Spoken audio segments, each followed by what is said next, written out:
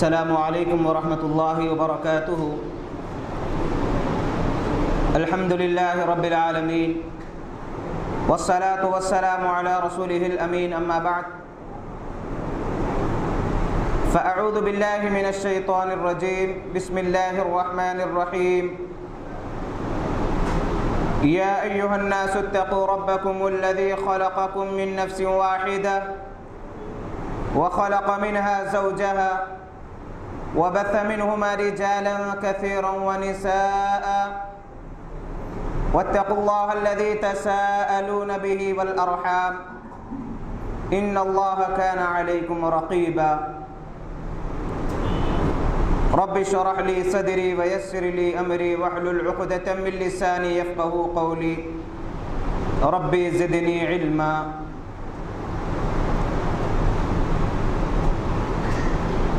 قابل احترام بزرگان محترم، میرے دینی و اسلامی بھائیوں اور پردہ نشین ماؤں اور بہنوں، آج نماز تراویح میں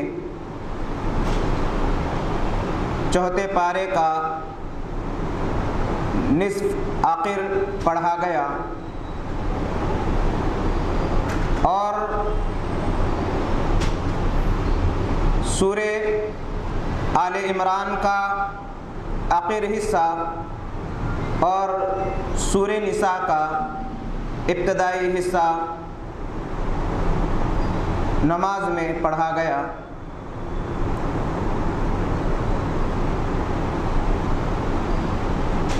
رب العالمین مختلف ہدایتیں دے رہے ہیں، وہیں پر سورہ نساء میں نکاح کے آداب، وراثت کے احکام، نکاح کے احکام، محرمات نکاح، کن کن سے نکاح حرام ہے، اسی طریقے سے اور مختلف معاشرتی آداب بتلائے گئے ہیں، اور خاص طور پر وراثت کے تفصیلی احکامات بتلائے گئے ہیں، اور مزید تفصیل احادیث کے اندر موجود ہے کہ وراثت کی تقسیم کس انداز سے کی جانی چاہیے۔ کسی کو یہ اختیار نہیں ہے کہ وہ وراثت کی تقسیم من مانی طریقے سے کر دے، جسے چاہا حصہ زیادہ دے دیا، جسے چاہے حصہ کم دے دیے، اور جسے چاہے حصے سے محروم کر دیے۔ اور والدین کے لیے بھی، خاص طور پر باپ کے لیے یہ ہدایت دی گئی کہ انتقال کے موقع پر اپنی اولاد کو مفلس نہ چھوڑ کر جاؤ، یعنی ایسا نہ ہو کہ اپنی پوری جائیداد وقف کر کے انتقال کر جاؤ اور پھر بیوی بچے مانگتے ہوئے پھرے لوگوں سے۔ سختی سے منع کیا گیا۔ اور اسی طریقے سے وراثت سے کسی کو بے دخل نہیں کیا جا سکتا۔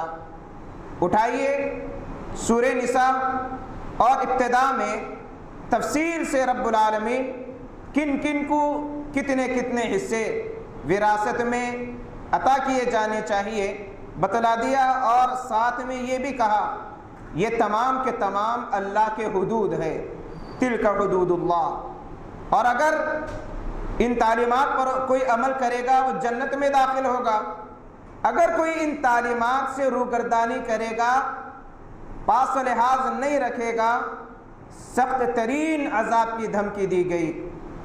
آج ہمارے معاشرے میں وراثت کے سلسلے میں ایک عجیب و غریب رواج پایا جاتا ہے، اور خاص طور پر وراثت کے معاملے میں اتنے لڑائیاں جھگڑے ہوتے ہیں کہ کورٹ کچہری تک کی نوبت آ جاتی ہے۔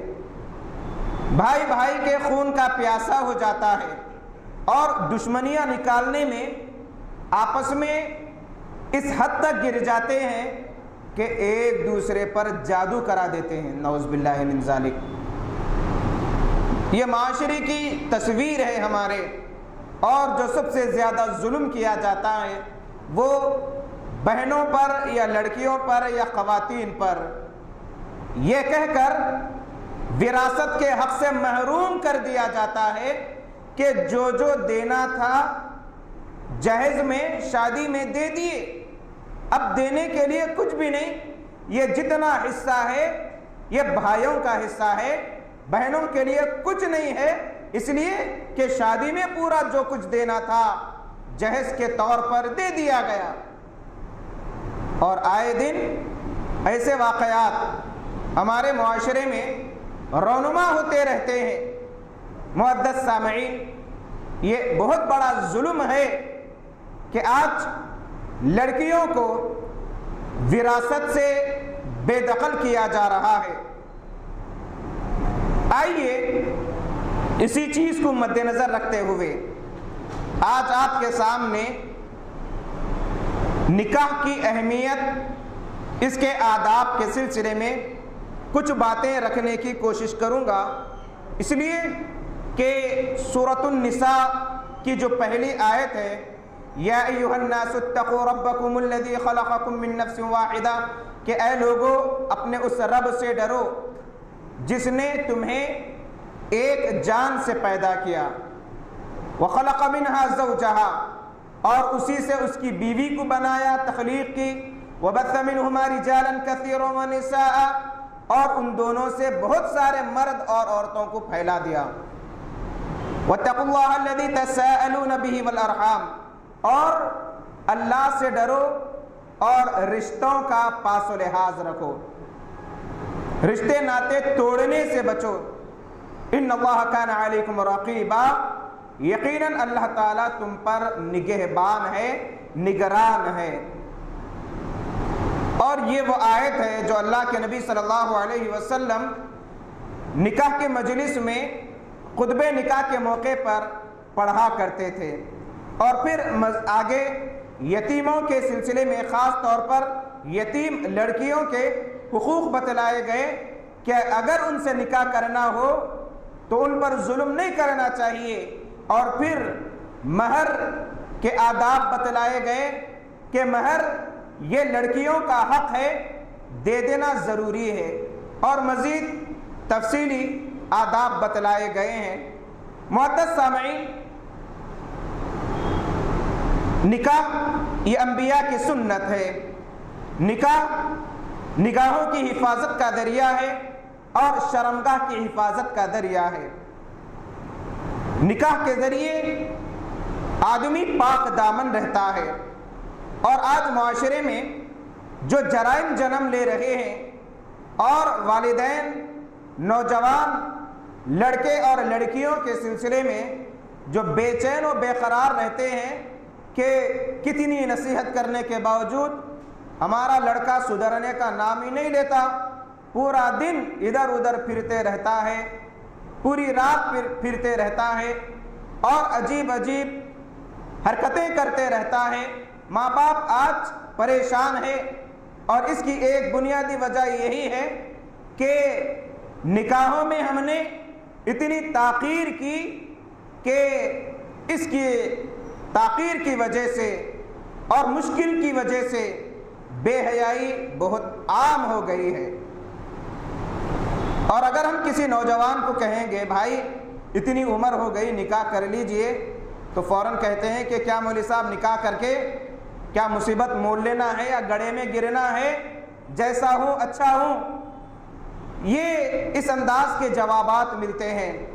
اگر کوئی نوجوان سنت کے مطابق سادہ سیدھا نکاح کرنا چاہے تو والدین، رشتہ دار، دوست احباب تانے کستے ہیں، مجبور کرتے ہیں کہ جس طریقے سے معاشرہ چل رہا ہے اس طریقے سے نکاح کرنا چاہیے۔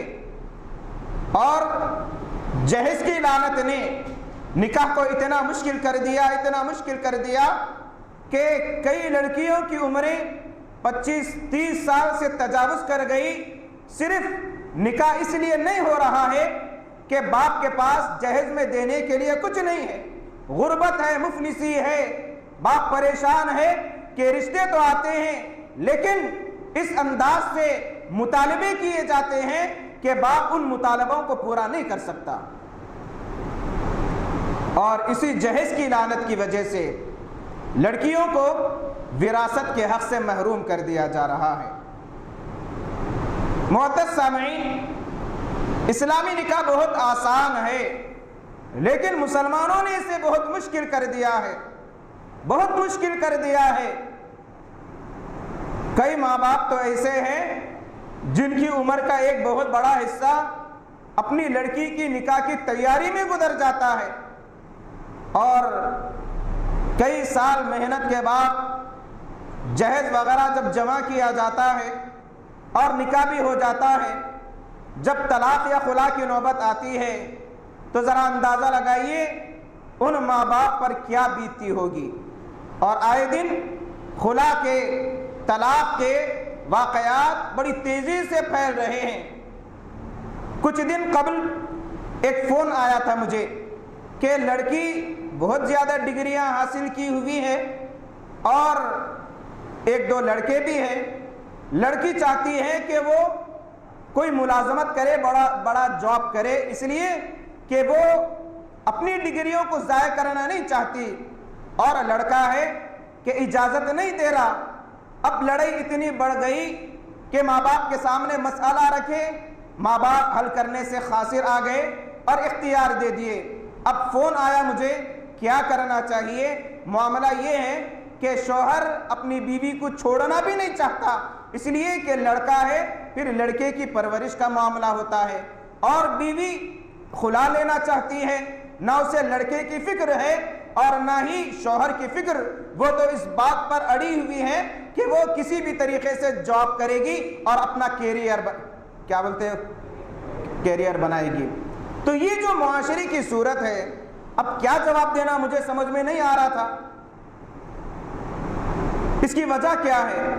اس کی وجہ یہی ہے کہ ماں باپ اپنے لڑکیوں کو اتنی اعلیٰ ڈگریاں دینے میں لگے ہوئے ہیں کہ جب نکاح ہوتا ہے تو یہ لڑکیاں نہ گھر کے کام کاج سے دلچسپی لیتی، نہ اولاد کی تربیت سے دلچسپی لیتی۔ انہیں تو فکر یہ رہتی ہے کہ ہم اتنے سال جو محنت کیے، اتنی ڈگریاں حاصل کی، کیا میں اسے چولہے کی نظر کر دوں؟ کیا ساس کی خدمت کے لیے میں نکاح کی؟ کیا میں اسی میں لگ جاؤں؟ اور ایک بہت بڑا ظلم جو آئے دن ہمارے سامنے آتا ہے، ساس بہو کے جھگڑے۔ تعجب ہوتا ہے کہ ساس نہ تو اپنی بہو کو بیٹی سمجھتی ہے اور نہ ہی بہو ساس کو ماں کا درجہ دیتی ہے۔ ساس بیٹیوں کے ساتھ الگ سلوک کرتی ہے، بہو کے ساتھ الگ سلوک کرتی ہے، اور بہو ماں باپ کے ساتھ اپنا رویہ الگ رکھتی ہے، ساس سسرے کے ساتھ اپنا معاملہ الگ، رویہ الگ رکھتی ہے۔ یہ عجیب و غریب معاشرے کی ایک عجیب و غریب گتھی ہے جس میں سب پریشان ہیں، بیچارہ شوہر پریشان ہے کہ ماں باپ کی سنے یا بیوی کی سنے۔ اور کئی میرے دوست ایسے بھی ہیں جو ان ٹینشنوں سے بچنے کے لیے گلف کا رخ کیے۔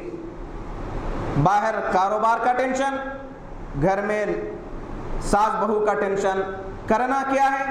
یہ تمام جو آج معاشرے کی حالت ہے، اگر ہم غور کریں گے اس کی ایک ہی بنیادی وجہ معلوم ہوتی ہے: صحیح تربیت نہ کرنا، دینی تربیت نہ دینا، حقوق نہ بتلانا، اسلامی آداب نہ سکھانا۔ ہم نے اپنے نوجوان لڑکے اور لڑکیوں کو ایسے اسکولوں میں ہم نے شریک کیا جہاں پر ملی جلی تعلیم ہوتی ہے، لڑکے اور لڑکیاں فرسٹ سے لے کر 10 تک ایک ہی ساتھ حاصل کرتے ہیں، اور پھر میٹنگ کر کے کالجز کی زندگی بھی یوں ہی گزر جاتی ہے۔ اور جب ناجائز رشتے اتنے مضبوط ہو جاتے ہیں کہ ماں باپ لڑکی کے مرضی کے بغیر کسی اور جگہ اگر نکاح کرتے ہیں، یا تو وہ گھر چھوڑ کر بھاگ جاتی ہے یا کچھ ہی دنوں میں خلا کی نوبت آتی ہے۔ وجہ کیا ہے؟ وجہ یہی ہے کہ ہم نے ایسے مواقع لڑکے اور لڑکیوں کو دے رکھے ہیں اور گرفت کرنے کے لیے ہم تیار نہیں اور یہ سمجھتے ہیں کہ آزادی میں خلل آ جائے گا۔ تو یہ جو معاشرے کی جو حالت ہے اس پر غور کرنے کی ضرورت ہے۔ بڑی تشویشناک حالت ہے معاشرے کی، اور اسی لیے نکاح کے موقع پر جو تعلیم دی گئی کہ اللہ تعالیٰ قرآن مجید میں فرمایا وَمِنْ آيَاتِهِ أَنْ خَلَقَ لَكُم مِّنْ أَنفُسِكُمْ أَزْوَاجًا لِتَسْكُنُوا إِلَيْهَا، اللہ کی نشانیوں میں سے یہ ہے أَنْ خَلَقَ لَكُم مِّنْ أَنفُسِكُمْ أَزْوَاجًا کہ اس نے تمہارے ہی نفسوں سے جوڑے بنائے۔ لِتَسْكُنُوا إِلَيْهَا، نکاح کا ایک بنیادی مقصد بتلایا گیا کہ تاکہ سکون حاصل کرے۔ وَجَعَلَ بَيْنَكُم مَّوَدَّةً وَرَحْمَةً، اور اس کے ذریعے الفت و محبت ڈال دی جاتی ہے۔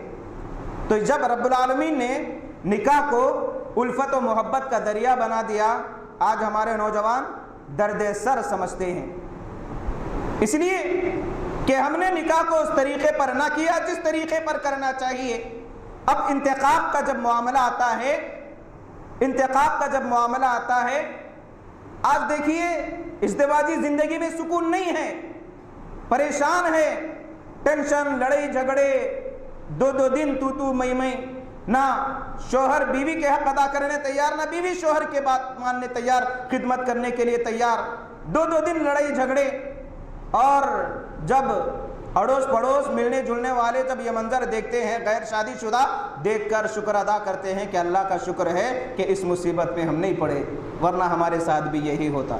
اسی لیے عمر بڑھتی ہے، شادی سے ڈرتے ہیں، اور بے حیائی کے راستے بہت زیادہ عام ہو چکے ہیں آج ہمارے معاشرے میں۔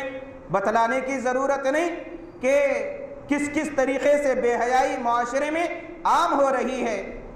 تو معزز سامعین، جب رب نے نکاح کو سکون کا ذریعہ قرار دیا ہے تو اس کے باوجود ہماری زندگی میں سکون کیوں نہیں ہے؟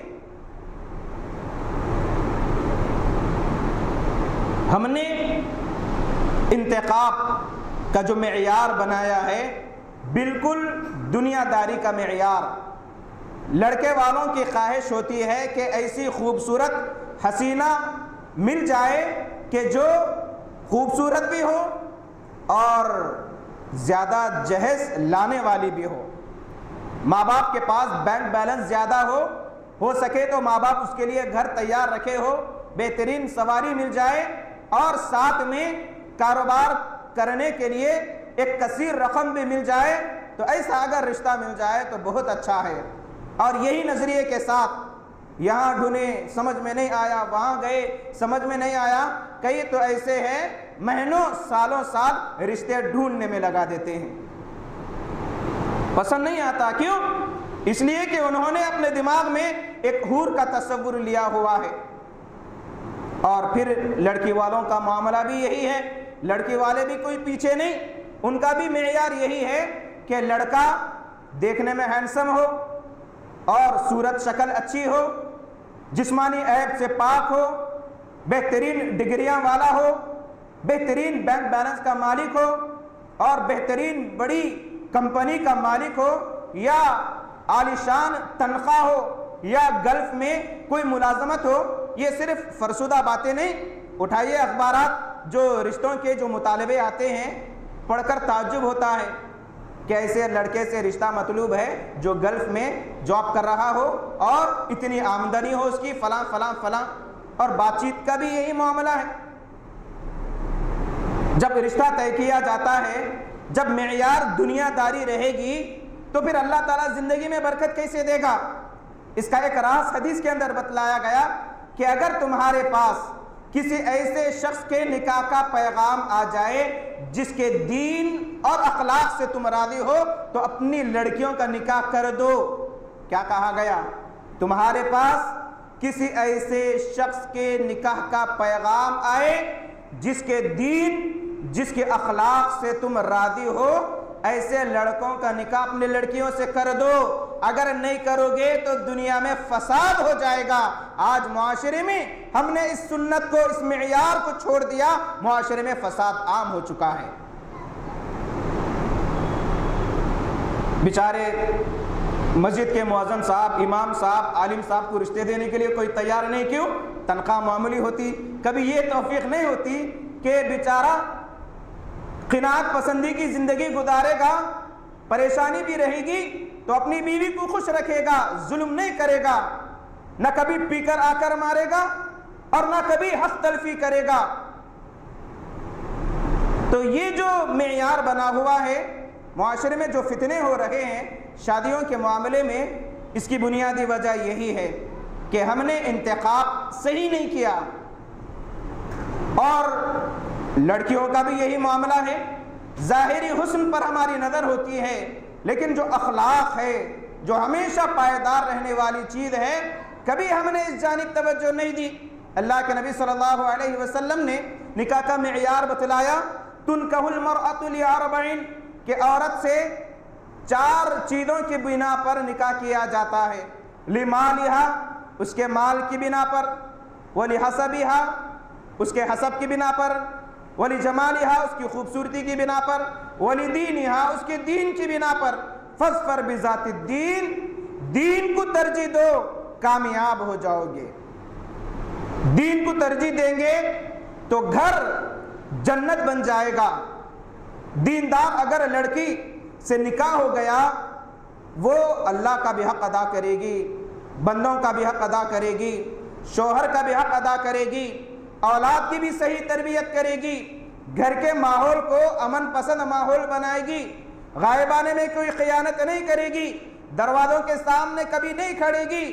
آج دینی جو تعلیم حاصل کرتے ہیں ایسوں سے نکاح کرنا گوارا نہیں کرتے، اس لیے کہ دینی مدرسوں میں پڑھنے والے بڑے ایسے ہوتے ہیں ویسے ہوتے ہیں، جواباں دیتے، فتوے دیتے، یہ کرتے وہ کرتے، ایک مزاج بنا ہوا ہے۔ اسی لیے ظاہر پرستی کو ترجیح دے کر ایسی کو لے کر آتے ہیں جو بظاہر تو بڑی خوبصورت ہے اور اعلیٰ سے اعلیٰ ڈگریاں بھی ہے، جب اس کی زندگی کا جائزہ لیا جاتا ہے تو اخلاق میں بڑی زیرو نظر آتی ہے۔ الا ماشاءاللہ بہت کم ایسے لوگ ہیں جو ایسی چیزوں سے بری ہے۔ یہ نہیں کہ معاشرہ بالکل ایسا ہی ہے، ہر ڈگری رکھنے والی ایسی ہوتی، ویسی بات نہیں، برا نہ مانے۔ معاشرے کی جو تصویر ہے، آئینہ ہے، میں آئینہ بتلا رہا ہوں آپ کے سامنے۔ تو دینداری یہ بنیادی شرط ہے۔ اسی لیے اللہ کے نبی صلی اللہ علیہ وسلم نے فرمایا الدنیا کلھا متاع، کہ دنیا ساری کی ساری فائدہ اٹھانے کی چیز ہے۔ وخیر متاع الدنیا المرأة الصالحہ، اور دنیا کی بہترین پونجی، بہترین سامان المرأة الصالحہ، نیک عورت ہے۔ نیک عورت گھر کو جنت بنا دیتی ہے اور بری عورت گھر کو جہنم بنا دیتی ہے۔ نہ گھر میں سکون رہتا ہے نہ باہر سکون رہتا ہے، باہر رہے تو فون کر کے پریشان، گھر میں رہے تو تو میں کر کے پریشان۔ تو یہ جو معاشرے کی حالت ہے، اس کی اصلاح کی بنیادی طور پر ذمہ داری ماں باپ پر آتی ہے۔ ماں باپ پر آتی ہے۔ جب لوہا پتلا رہتا ہے موڑے تو مڑ جاتا، جب یہ سخت ہوتا ہے موڑے تو مڑ نہیں سکتا۔ ڈالی اگر کولی ہو موڑ سکتے ہیں، اگر یہی مضبوط سوکھ جائے تو موڑے تو ٹوٹ جاتی ہے۔ دیکھیے تابعین میں معیار نکاح اگر دیندار ہو تو فائدہ کیا ہوتا ہے۔ ایک علاقے میں ایک غلام رہتے تھے جن کا نام مالک تھا۔ وہ اپنے آقا کے بڑے مطیع و فرما بردار تھے، مالک کا کام کیا کرتے تھے۔ مبارک، جن کا نام مبارک تھا، ان کے مالک نے ان سے پوچھا کہ میں اپنی لڑکی کا نکاح کرنا چاہ رہا ہوں، تو کچھ آئیڈیا دیجئے، مشورہ دیجئے۔ تو انہوں نے کہا کہ یہودی عام طور پر مال کو ترجیح دیتے ہیں نکاحوں میں، اور عیسائی خوبصورتی کو ترجیح دیتے ہیں، لیکن اور کفار حسب و نسب کو ترجیح دیتے ہیں، لیکن مسلمانوں کے لیے یہ معیار بنایا گیا کہ وہ دینداری کو ترجیح دے اور اسی میں کامیابی ہے۔ جواب بڑا اچھا لگا۔ اس کے بعد ایک دفعہ ایک واقعہ پیش آتا ہے کہ ایک آقا اپنے غلام کو بلاتا ہے باغ میں سے، باغ کا جب جائزہ لیا جاتا ہے، کہتا ہے کہ جا کر ایک بہترین انار لے کر آؤ یا ایک بہترین پھل لے کر آؤ۔ وہ جاتے ہیں، جو مالی رہتے ہیں، جا کر انگور یا کوئی چیز لے کر آتے ہیں۔ جب اس باغ کا مالک اسے کھاتا ہے تو بڑے کھٹا پھل نظر آتا ہے، کہتا ہے کہ جاؤ میٹھا پھل لے کر آؤ۔ پھر وہ جاتا ہے، پھر پھل لے کر آتا ہے، پھر باغ کا مالک کھاتا ہے، پھر کھٹا رہتا ہے، ڈانٹ کر کہتا ہے کہ تمہیں میٹھے اور کھٹے کی تمیز نہیں ہے، میری زبان خراب کر دیے، اس سے پہلے بھی ویسا لائے پھر ویسے ہی لائے، میٹھا پھل لے کر آؤ، کیا تمیز نہیں ہے؟ تو کہنے لگے کہ اے میرے آقا، جو چکھتا نہیں وہ اندازہ کیسے لگا سکتا میٹھا ہے یا کھٹا ہے؟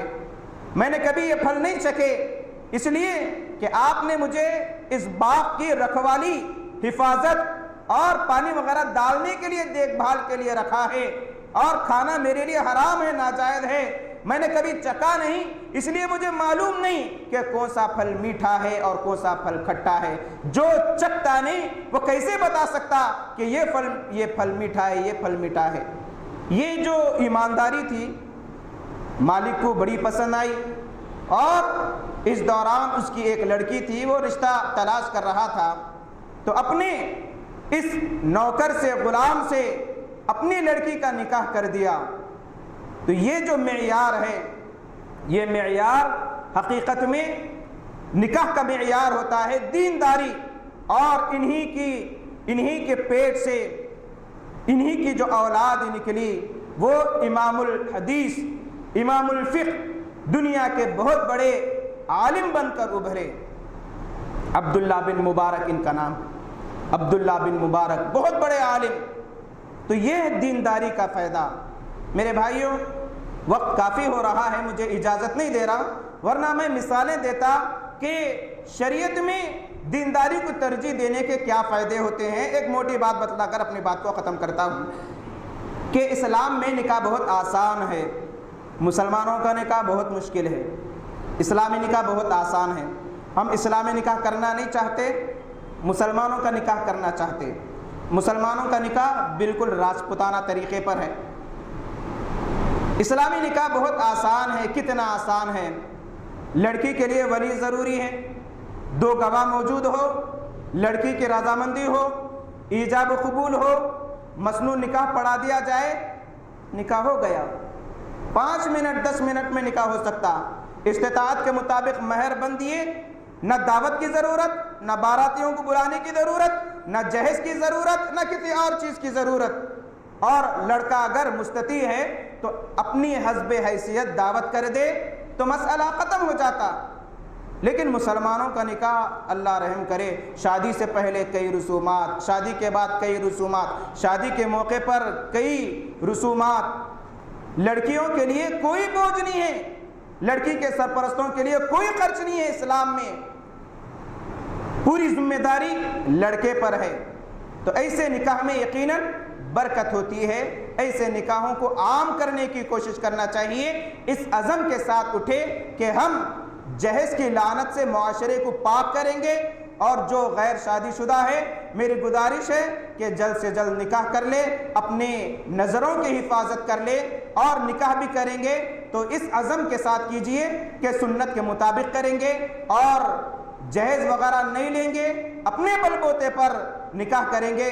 ورنہ اگر لڑکی کی گاڑی پر، لڑکی کے پلنگ پر، لڑکی کی الماری میں، لڑکی کے ساز و سامان جہیز میں اگر ہم دخل اندازی کریں گے تو زن مرید بن جائیں گے، لڑکی حاکم بن جائے گی۔ اللہ تعالیٰ سے دعا ہے الہ العالمین ہم تمام کو سنت کے مطابق، جو غیر شادی شدہ ہے، سنت کے مطابق نکاح کرنے کی توفیق عطا فرما، اور جو ازدواجی زندگی گزار رہے ہیں میاں بیوی کو ایک دوسرے کے حقوق اللہ تعالیٰ ادا کرنے کی توفیق عطا فرما۔ آمین۔ وما علینا الا البلاغ۔ السلام علیکم ورحمۃ اللہ وبرکاتہ۔